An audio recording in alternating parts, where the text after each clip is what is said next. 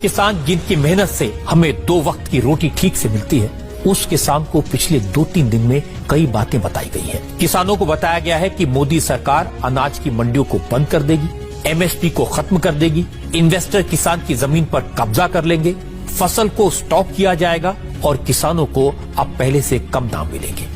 ये सारी बातें सरकार द्वारा लाए गए नए बिल के बारे में कही गई हैं। आज मैं आपको बताऊंगा, तो अफवाहों के चक्कर में न पड़े।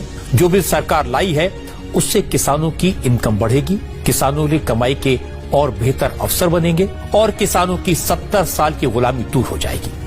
आम किसान इस बिल को लेकर कुछ सवाल करता है, सरकारों से सवाल पूछता है। सरकारों को चाहिए कि हर एक किसान, अगर किसी के मन में कोई भी दुविधा, कोई भी सवाल उत्पन्न होते हैं, उनका जवाब दिया जाना चाहिए। विपक्ष के सवालों का जवाब सत्ता पक्ष ने नहीं दिया।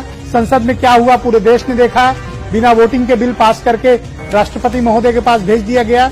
लेकिन किसानों के सवाल का जवाब सरकार को देना पड़ेगा। अगर अभी नहीं देती है सरकार, तो चुनाव में किसान हिसाब लेगा। 2-3 मोटे मोटे मुद्दे निकलकर आज के प्रदर्शन से सामने आएंगे। अगर ये कोई सामान्य प्रदर्शन होता तो शायद इसका अंजाम कोई बड़ा नहीं होता, लेकिन इतनी बड़ी तादाद में किसान निकल कर आए क्यों, ये प्रश्न उठता है। पंजाब हो, हरियाणा हो, उत्तर प्रदेश हो और उत्तर प्रदेश में पश्चिमी उत्तर प्रदेश का मुख्य इलाका हो, नोएडा और उसके आसपास के जनपद हो, करीब करीब हर जगह प्रोटेस्ट हुए।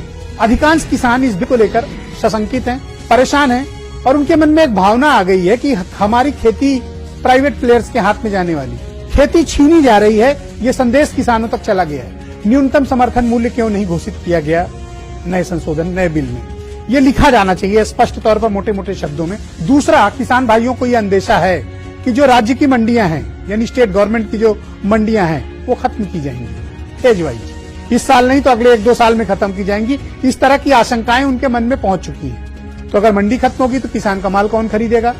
और अगर क्या प्राइवेट कंपनी खरीदेगी तो क्या एमएसपी के नीचे खरीदेगी? और अगर एमएसपी नहीं मिला तो निजी कंपनी पर क्या कोई कार्रवाई होगी? नहीं होगी।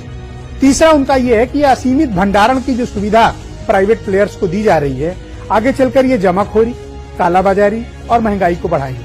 हमसे हमारा अनाज खरीदेंगे और क्राइसिस के वक्त हमसे ही खरीदा गया अनाज 3 गुनी कीमत पे बेचेंगे। कृषि का भविष्य इस देश में क्या है? क्या कृषि अब एग्रीकल्चर सेक्टर प्राइवेट प्लेयर्स के कब्जे में जाने वाला है? और आप यानी किसान अब प्राइवेट प्लेयर्स के मजदूर होंगे या प्राइवेट प्लेयर्स के लिए काम करेंगे? तीसरी बात यह है कि अगर किसी चीज की एमएसपी तय है, न्यूनतम समर्थन मूल्य, क्या प्राइवेट प्लेयर उतने दाम पर खरीदेगा? उससे कम पर तो नहीं खरीदेगा। इसकी गारंटी कौन लेगा? क्या राज्य की सरकार लेगी? क्या केंद्र की सरकार लेगी? 65% किसान इस देश का गरीबी की रेखा से नीचे है, 65%। और उनमें भी सरकार ने वादा किया था कि हम आपकी आय 2 गुनी करेंगे। 2 गुनी तो नहीं हुई। जो मिल रहा था वो भी अब संकट में है। और इसमें भी अगर किसान का पूरा परिवार, छोटा बच्चा से लेकर बुजुर्ग तक, खेतों में भाइयों बहनों 10-10 घंटे काम करते हैं ये लोग। सुबह जाते हैं अर्ली मॉर्निंग, शाम को सूरज ढलने पर लौटते हैं। इनकी हाड़ तोड़ मेहनत को भी अगर आप इनकी इन्वेस्टमेंट में जोड़ देंगे, लागत में जोड़ देंगे, तो शायद कोई कीमत वो दे नहीं पाएगा। और मैं दावे से इस बात को कह रहा हूं, भारत में इकलौता ऐसा काम है कृषि का, एग्रीकल्चर का, जो 70 साल से हमारे किसान भाई घाटे में कर रहे हैं। इस हिंदुस्तान में कोई ऐसा धंधा नहीं है जो 70 साल से घाटे में किया जा रहा हो। खेती घाटे में की जा रही है। किसके लिए? हमारा आपका पेट पालने के लिए, बड़े लोगों का पेट पालने के लिए, अपना घर चलाने।